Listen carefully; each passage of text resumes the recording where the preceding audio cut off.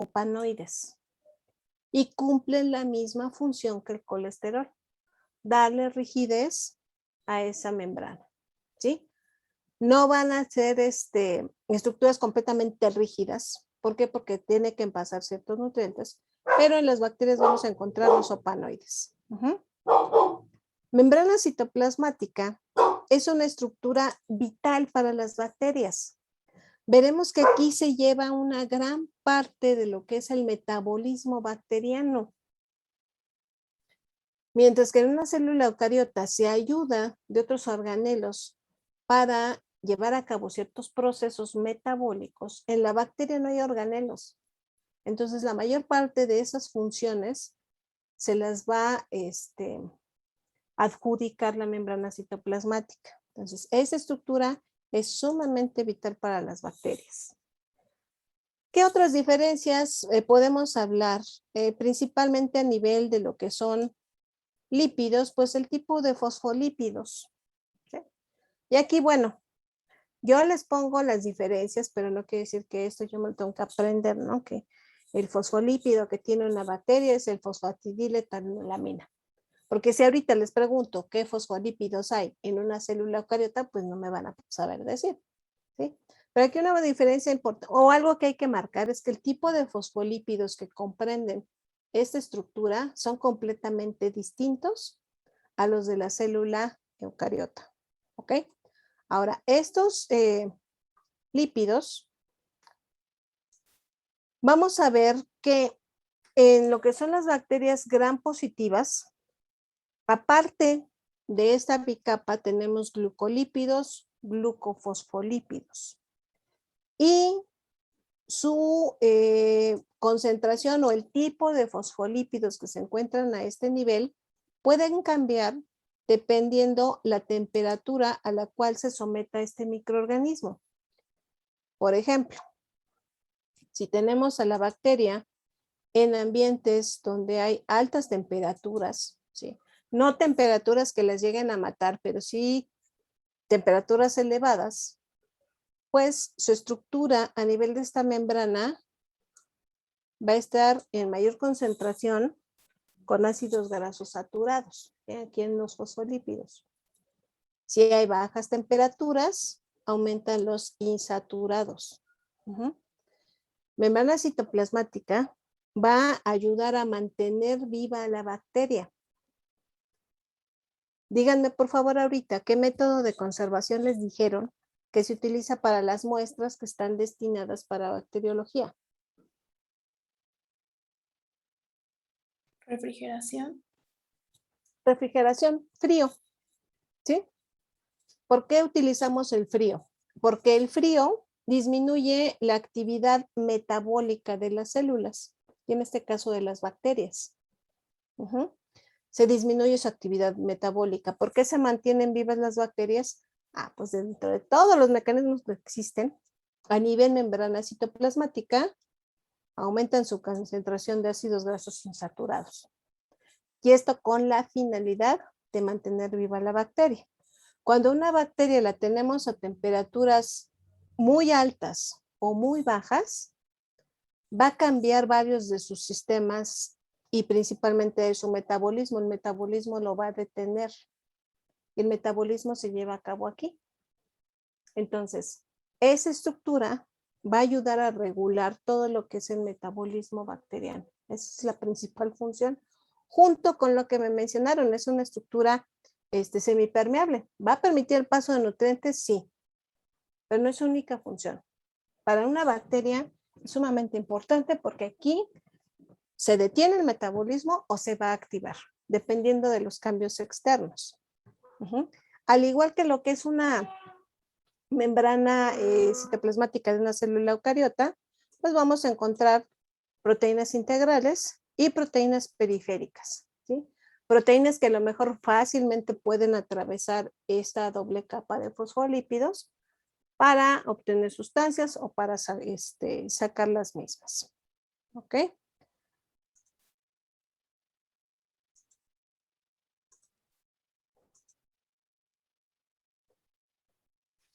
Este esquema está marcándonos cómo podría estar una membrana citoplasmática bacteriana. ¿Por qué digo que es bacteriana? Pues porque aquí, en amarillo, me está poniendo los opanoides, ¿sí? Que le van a dar cierta rigidez.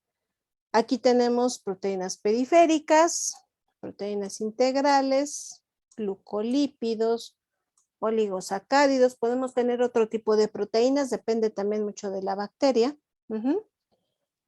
Y recordemos que va a haber estas proteínas periféricas que a lo mejor van a ayudar a sacar sustancias tóxicas de la bacteria. O ya vimos también que en el caso de las gram negativas existen proteínas en el espacio periplásmico que van a permitir la entrada de nutrientes.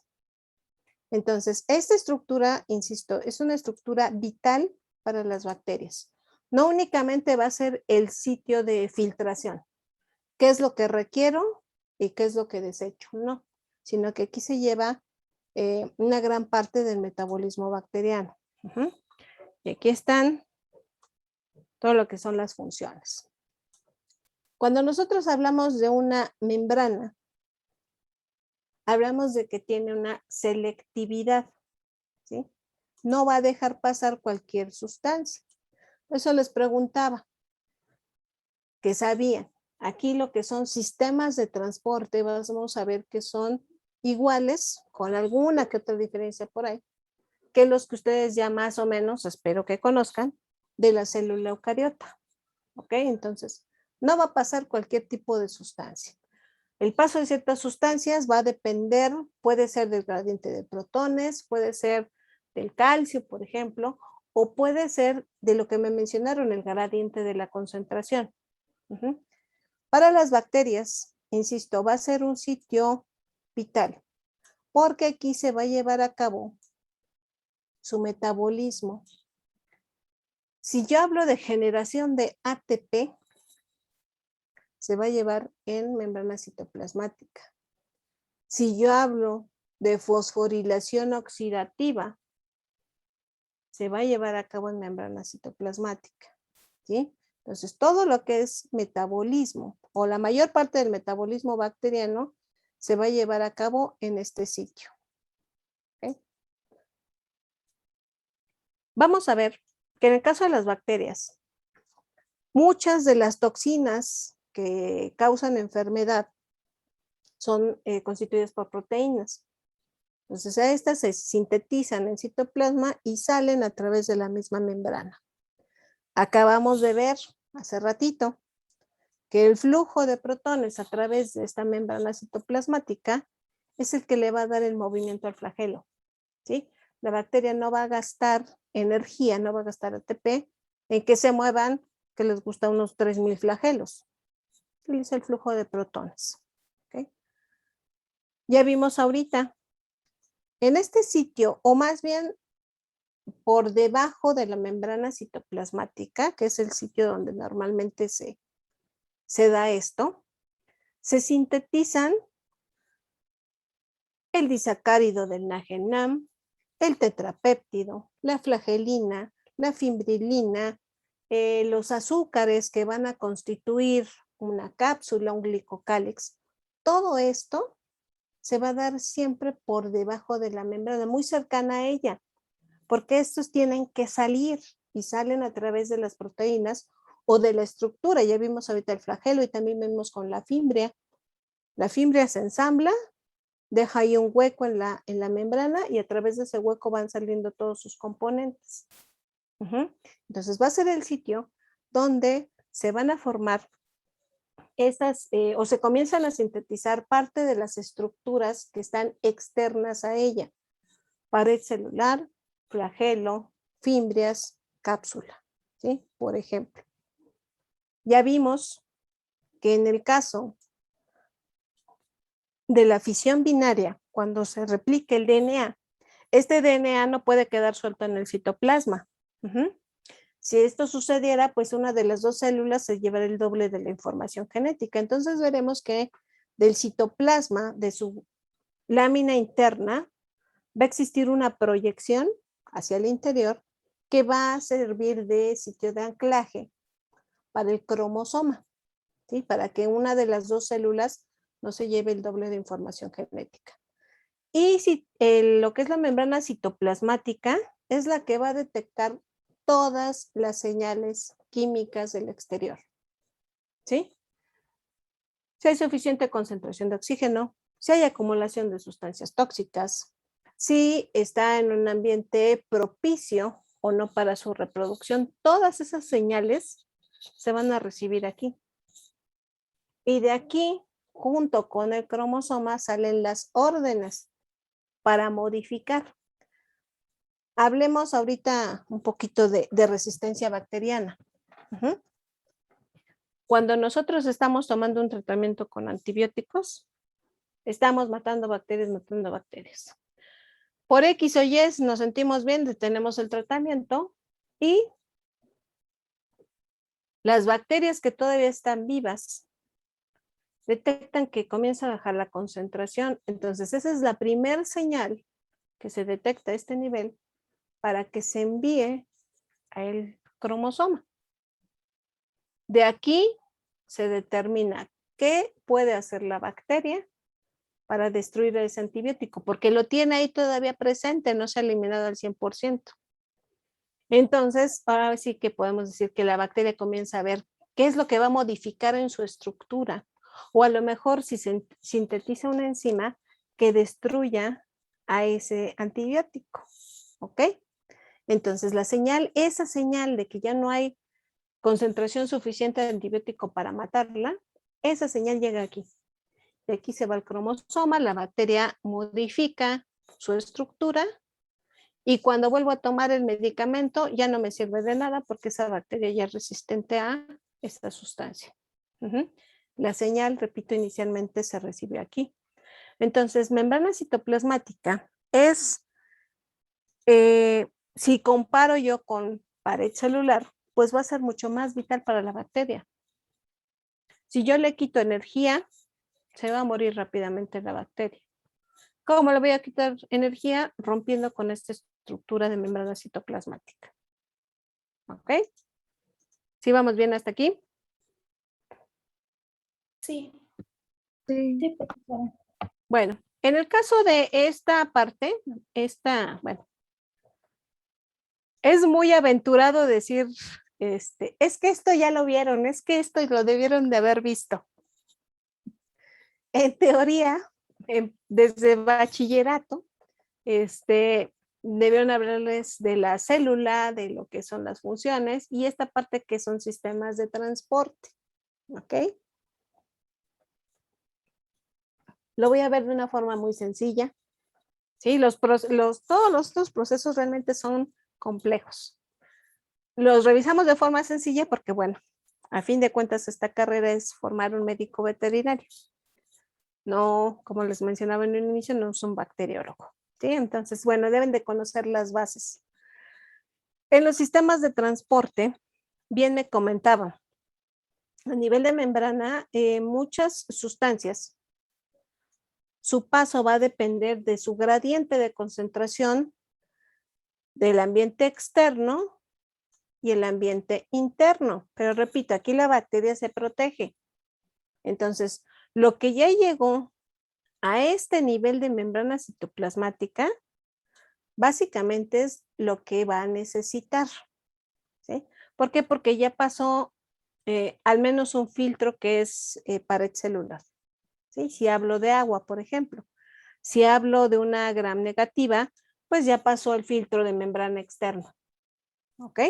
Ya lo que llegó a espacio periplásmico, aunque llegó a ese sitio, todavía va a ser seleccionado. Ajá. Entonces, bueno, si hablamos de difusión simple, ¿qué implica? Que no hay gasto de energía. Lo que son los gases, el agua a través del ósmosis y sustancias polares no ionizadas pueden atravesar fácilmente los poros que se encuentran en las proteínas transmembranales. Este paso no implica un gasto de energía, por eso hablamos de un sistema de transporte pasivo. No hay gasto de energía, no se necesita ATP para que este tipo de elementos ingresen a la bacteria. Aquí ya vamos a hablar de bacteria, no tanto de células en general. En el caso de lo que son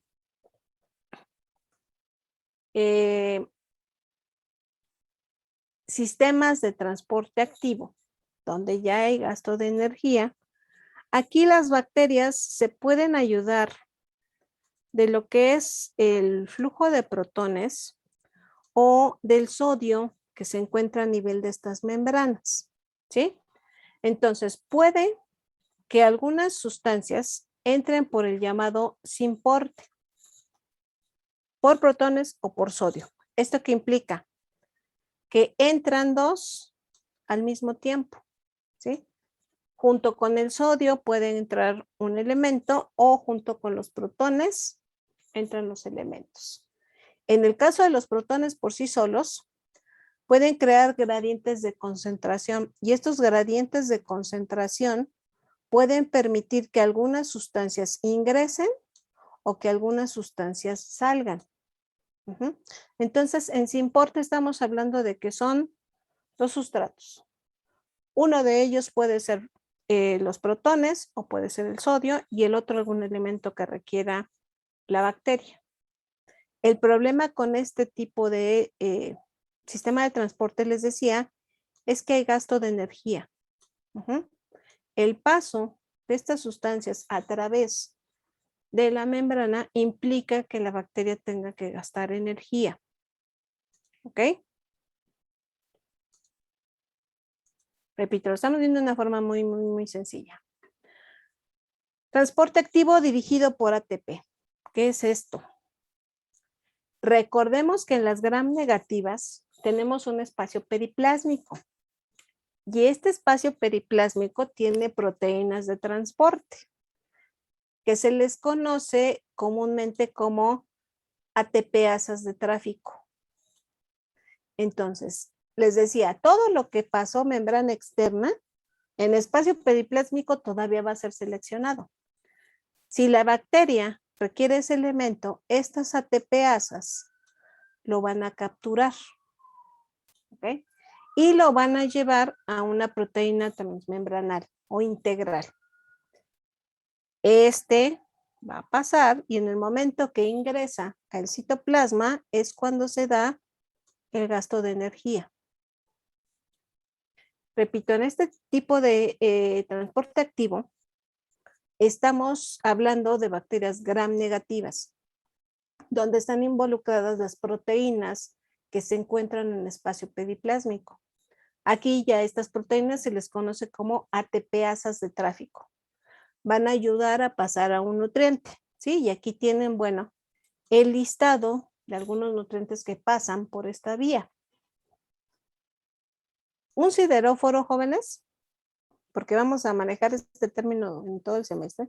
Un sideróforo va a ser un secuestrante de hierro en este caso.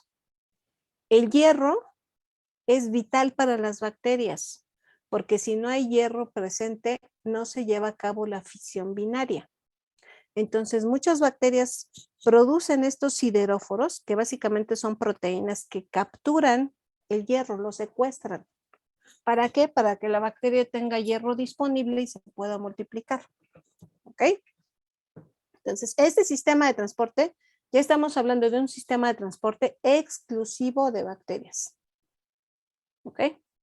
Esto yo no lo voy a encontrar en una célula animal, en una planta. Esto lo voy a encontrar únicamente en bacterias. ¿Sí, vamos bien?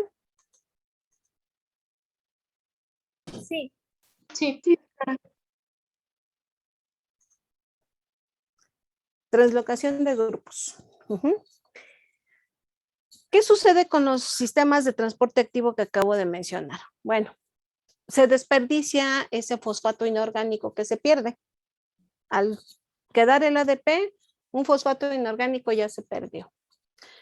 Algunos elementos, y principalmente aquí es la glucosa, para pasar membrana citoplasmática hace este sistema de transporte, la translocación de grupos, en la cual a través de su paso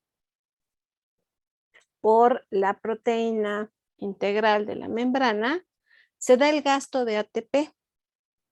Pero ese fósforo inorgánico que se libera es captado por la misma glucosa. ¿Y qué va a suceder? Que inicia la glucólisis. Si ustedes recuerdan, en el proceso de glucólisis, tiene que unirse un fosfato inorgánico para que empiece como glucosa 6-fosfato y ahí siga toda la vía metabólica, ¿sí? Toda la vía glucolítica. Entonces, en el caso de las bacterias, la glucosa la va a pasar por este sistema de transporte, la translocación de grupos. En vez de perder ese fósforo inorgánico, lo va a aprovechar y va a convertir esta glucosa en glucosa 6-fosfato. Por eso es que se dice que en este sistema de transporte hay un ahorro de energía metabólica. No estamos gastando otro ATP para iniciar glucólisis.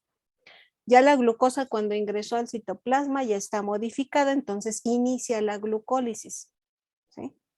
De ahí que, repito, se hable de que hay un ahorro.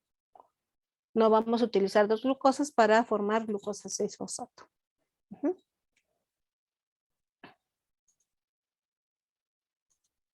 ¿Dudas hasta aquí?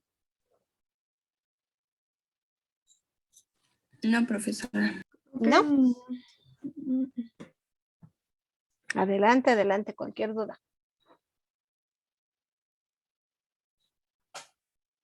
Bueno, esto que estamos aquí viendo, que son los famosos mesosomas, no son considerados estructuras. Fue un nombre que se les dio a las diversas invaginaciones de la membrana citoplasmática. ¿Cuándo se van a dar invaginaciones? Bueno, estas invaginaciones, una de ellas se las acabo de mencionar, es la que se da cuando está la fisión binaria. La lámina interna de esta bicapa de fosfolípidos se proyecta hacia el interior de la bacteria para sostener el cromosoma. A eso se le conoce como un mesosoma, ¿sí? Son estas invaginaciones, que solamente vamos a ver en dos procesos. Uno, cuando está la fisión binaria, ¿sí? Vemos esta invaginación para sostener el cromosoma, pero también esta invaginación y posterior unión para separar a las dos bacterias, ¿sí? Ese es en el momento en el cual se hacen evidentes, ¿ok? ¿En qué otro momento se van a observar? Pues bueno, vamos a ver que hay ciertos géneros bacterianos que van a formar a las esporas, ¿sí? Las que les mencionaron ahora cuando hablaron de esterilización. Les decían que existe una estructura de resistencia que es la espora bacteriana, ¿sí? Que veremos ya en la próxima clase. Esta estructura, por su composición, es muy resistente a una gran cantidad de sustancias, radiaciones, etc. Y va a estar inicialmente formada por un tabique, que veremos ya cuando se forma, que está constituido precisamente de esa membrana citoplasmática, ¿sí? Entonces, estos mesosomas, repito, no es una estructura como tal, son invaginaciones de membrana citoplasmática que únicamente van a ser visibles cuando la bacteria está en fisión binaria o cuando la bacteria está formando las endosporas. Son los dos únicos momentos donde se ven. De ahí en fuera no aparecen, no tienen ninguna función específica más que separar o, como les comentaba, anclar el cromosoma de las células que están en división. ¿Dudas hasta aquí?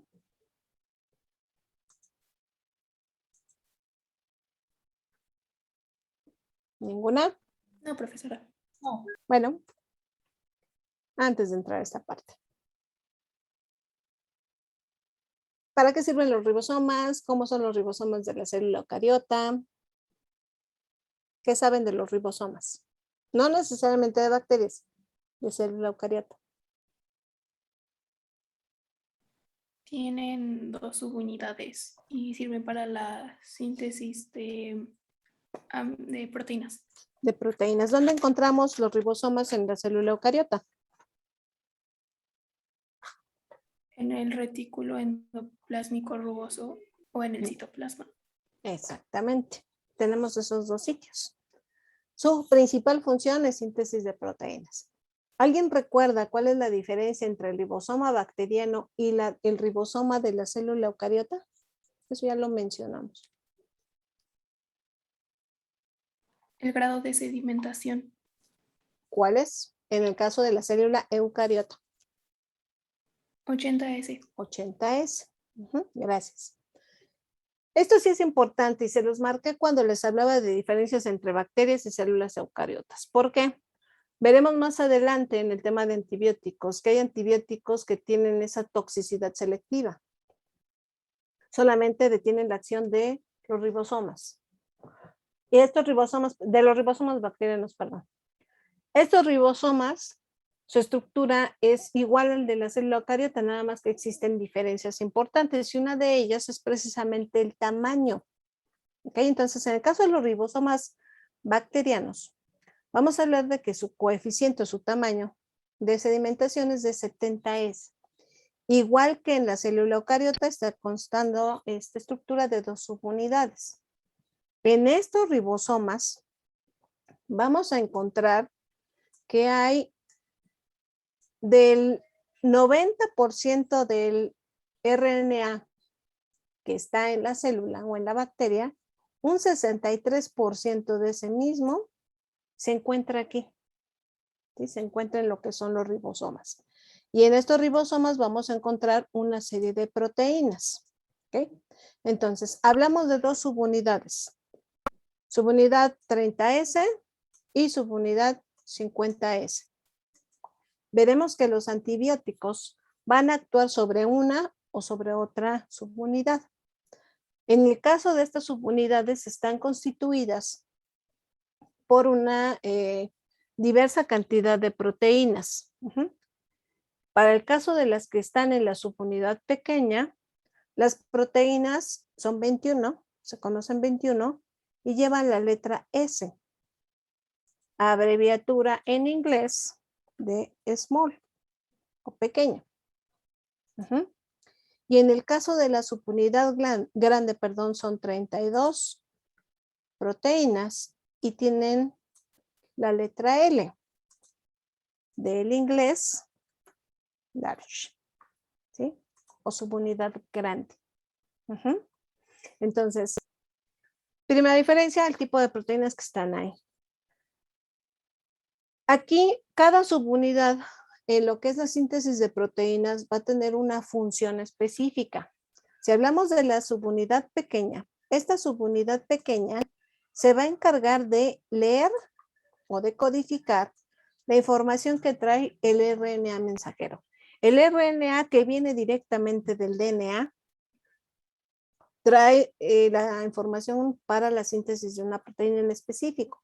Puede ser a lo mejor una proteína que forma parte de membrana externa de una gram negativa. Ahí llega, ¿sí? Entonces, el sitio donde se va a leer esta información va a ser en esta subunidad 30S. En esta subunidad se van a unir los RNA de transferencia cargados. ¿Qué es esto de cargados? Que llevan el aminoácido, ¿sí? El que va a necesitar esa proteína. Aquí inicia lo que sería la traducción dentro del proceso de síntesis de proteínas. ¿Qué va a pasar en la subunidad 50S?